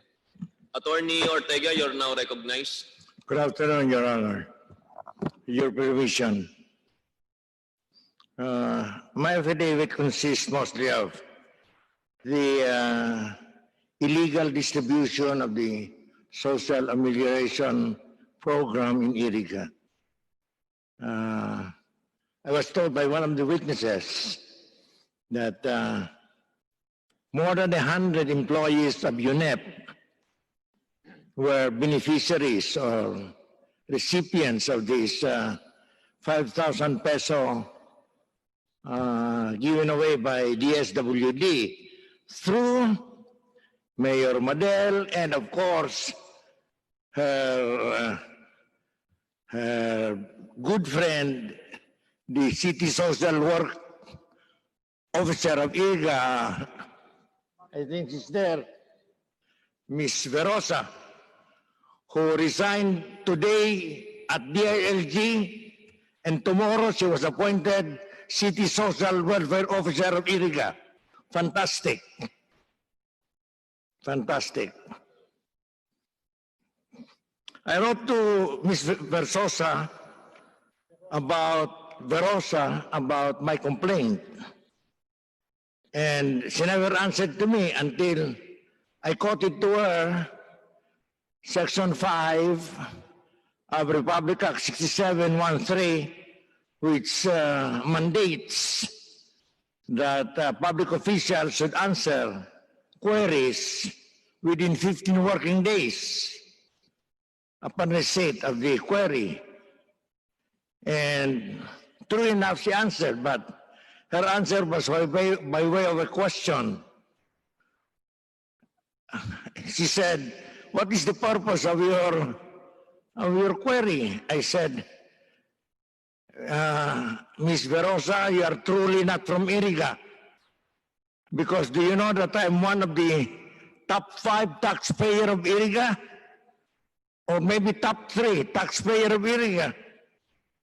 And as a taxpayer, I should know how public funds are spent." And she kept quiet after that.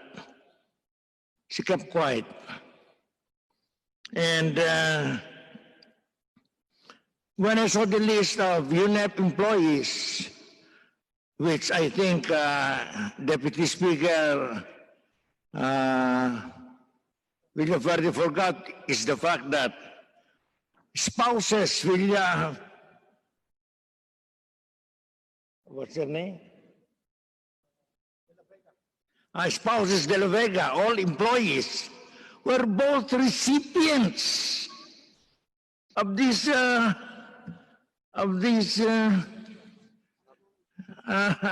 SAP. Imagine husband and wife, both employed, both riding a car, and made recipients of the SAP. I beg the pardon of the mayor, but the mayor thinks that the money of Iriga is her money. She spends it the way she wants it. No, sir, no, ma'am. That is people's money.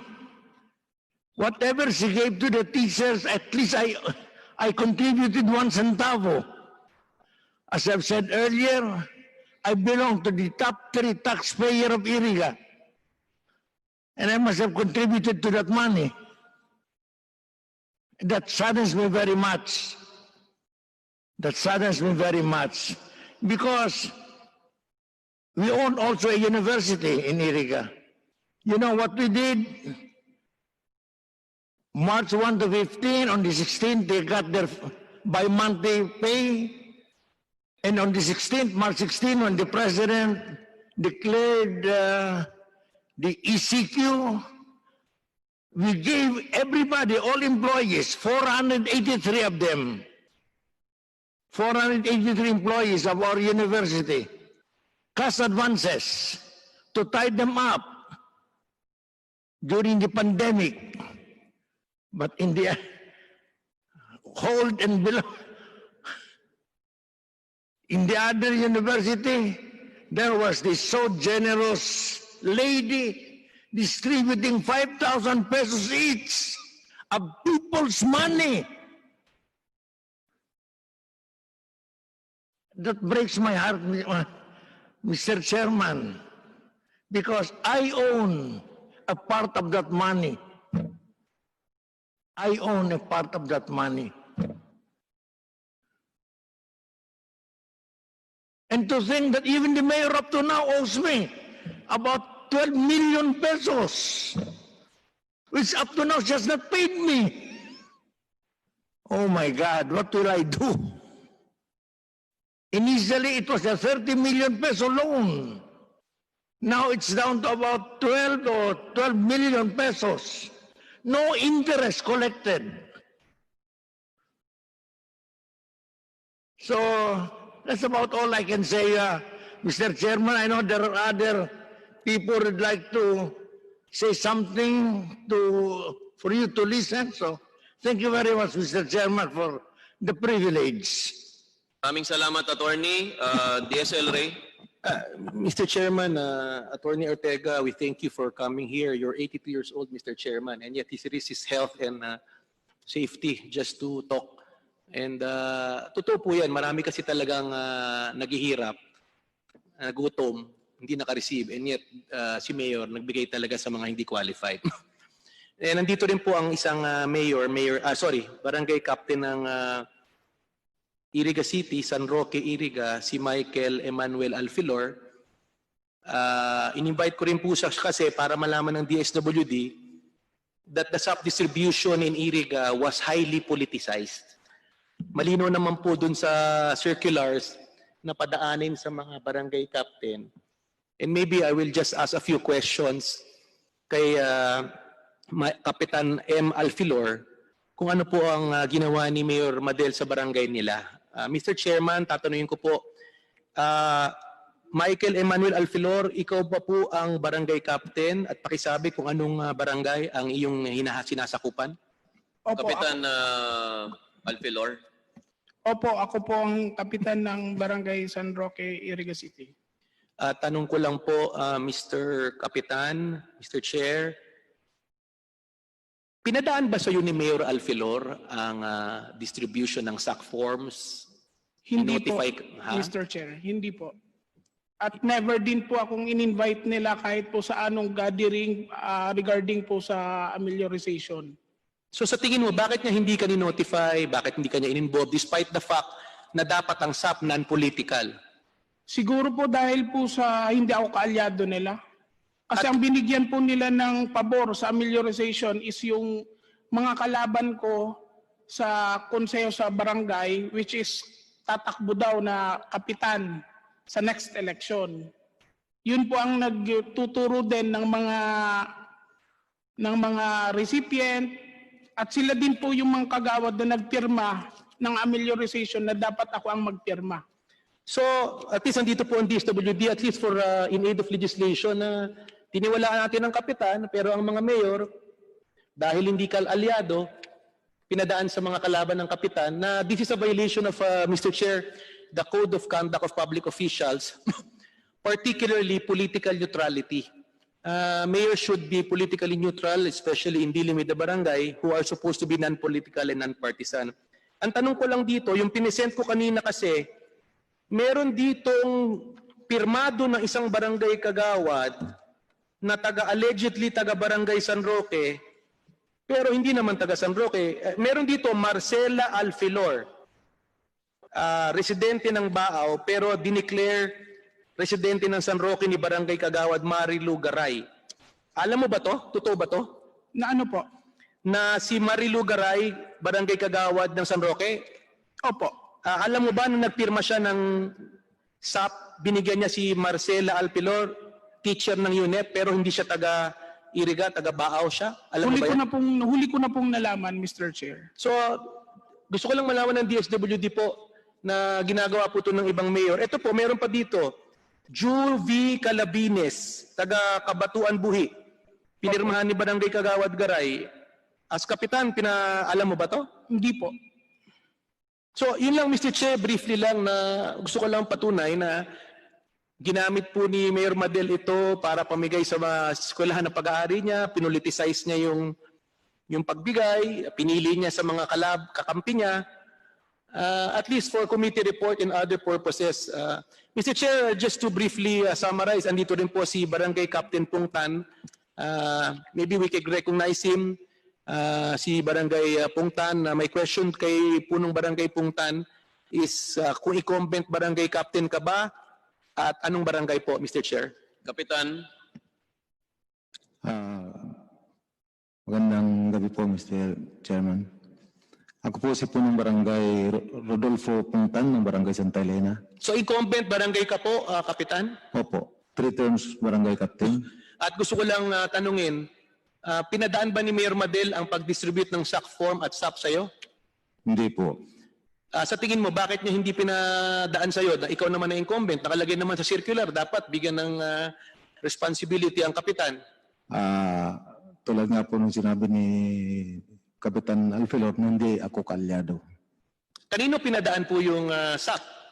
Doon po sa, yung nag-receive po ng SAC form, yung dati pong nakalabang kong pagkakapitan na si Domingo Martinez na hindi naman po connected sa barangay. So hindi siya, official ba siya ng barangay? Hindi po, empleyado po siya ng syudad. Empleyado ng syudad? Opo. Sa tingin mo, ulitin ko lang, bakit na hindi pinadaan ulit ni Mayor Madel sa iyo ang SAP? Hindi nga po nga ako kalyado. So at least hindi narinig po ng publiko, nandito ang DILG, nandito rin ang DSWD, in aid of legislation and possible recommendation of this committee in filing necessary charges against Mayor Alfelor. Mr. Chair, just to sum up, marami naman lahat po ng ebidensya po nandito, may affidavit, may signed statement, lahat po ng minutes ng hearing, sworn statement to. Nandito po yung 3 teacher. Alam ko may limit po tayo. Kung mamarapatin po nyo, pagpatuloy po natin at ipatawag pa natin ng mga ibang teacher para makorroborate ang katotohanan. Tumutungo si Madel, pabor siya. Winawarningan ko lang siguro, Mr. Chair, yung mga natin na hindi sila pwede magsinungaling. Kasi gusto ko lang i-clarify, while Mayor Madel is insisting na hindi raw siya nagbigay sa mga teacher, nag-submit rin siya ng liquidation sa DSWD na pirmado nila at nag-submit rin po sila ng refund. Dito po, Mr. Chair, nag-refund allegedly yung teacher. And yet up to now, sinasabi ni Mayor Madel, hindi raw naka-receive. And yet, nagpirma na. So, Mr. Chair, sa akin lang kasi, Mr. Chair, we don't want to set a precedent na ang mga witness ay magsisinungaling. At alam ko naman may precedent, lahat ng mga witness dito nagsinungaling, were charged in contempt. In fact, kinulong po yan ng Sergeant at Arms. Pero ako ay, Mr. Chair, ako mismo magsasabi, wag na muna natin i-charge ng contempt si Madel ngayong araw para baka lumiwanag ang kanyang pag-iisip, Mr. Chair, na baka naman aminin niya na yung kasalanan niya at tigilan niya na ang pangloloko sa ating mga kababayan. So, Mr. Chair, may I request with your indulgence na sana mapagpatuloy ito, Hindi po ito pangharas kay Mayor Madel. This is in aid of legislation sa DSWD para narinig po nyo na while the intention of DSWD and the Bayanihan Law is to course through LGUs, siguro pwede natin i-course sa LGU, ipagpatuloy dun sa mga magagaling at honest. Pero dun sa may track record, siguro, either i-blacklist o dudahan na po natin yan. So yan lang po Mr. Chair at salamat sa oras. Malinaw naman ang hearing na to ay maraming na-accomplish. Maraming salamat po sa iyo Mr. Chair at Deputy Speaker Dan at sa DSWD family at sa lahat ng nakakasama natin sa Zoom, Mr. Chair. Thank you. Chairman. Yes, Deputy Speaker Dan Fernandez. Napakabigat po ng napakinggan natin sa araw na to at isa pong eye-opener to. Nagpapasalamat po kay Deputy Speaker LRay Villafuerte sa kanya pong matatag at matapang na paninindigan na isiwalat yung ganitong klase ng katiwalian. No? This will serve as a reminder sa ating pong mga LGU na pinagkatiwalaan ng ating national government to protect the funds of the national government. As Deputy Speaker have said a while ago, pinagpuyatan, pinaghirapan ng Kongreso itong Bayanihan Act 1 at atin pong tinignan kung saan ang mga pera na dapat kunin. At as a matter of fact ay maraming pondo ng national government ang na-convert papunta po dito sa tinatawag nating SAP. And even the funds of Congress ay dinala po natin para po maibabahagi natin sa ating mga taong bayan. Pero unfortunately, may mga ganitong sitwasyon na nangyayari. Kaya, Mr. Chairman, I would like to commend and sana po ang ating panawagan sa ating mga kababayan. Kanina tinitingnan ko din po yung live natin, Mr. Chairman, no? At maraming mga kababayan natin ang natutuwa sapagkat nakikita po nila na talaga dito sa ating po sa Kongreso ay ginagawa po natin ang tungkulin na kapag mali, kahit sino ka pa man, ay hindi po natin yung pababayaan. Kaya Mr. Speaker, sana lamang po ay maging warning to sa mga kasamahan natin sa lokal na ilagay nila sa tama ang pamimigay ng SAP. At sa DSWD naman, since na napakaganda nga ng nagawa po ninyo na meron na tayong digital transmission ng ating pong SAP, ay maiiwasan na yung ganitong kaparaanan na kung saan naaabuso. At palagay ko nga, Deputy Speaker LRay, isa sa mga idea ng DSWD at ng Kongreso mismo na para po idaan na yung pera directly sa mga taong bayan ay maiwasan yung mga ganitong sitwasyon. Kaya, Mr. Chairman, sa ating pong mga witnesses na narito na nagpakita ng mga tapang at sa ating pong kasamahan sa Kongreso, ay maraming salamat at isang eye-opener po to sa ating pong mga kababayan at sa mga leader sa bawat bayan sa buong Pilipinas. Maraming salamat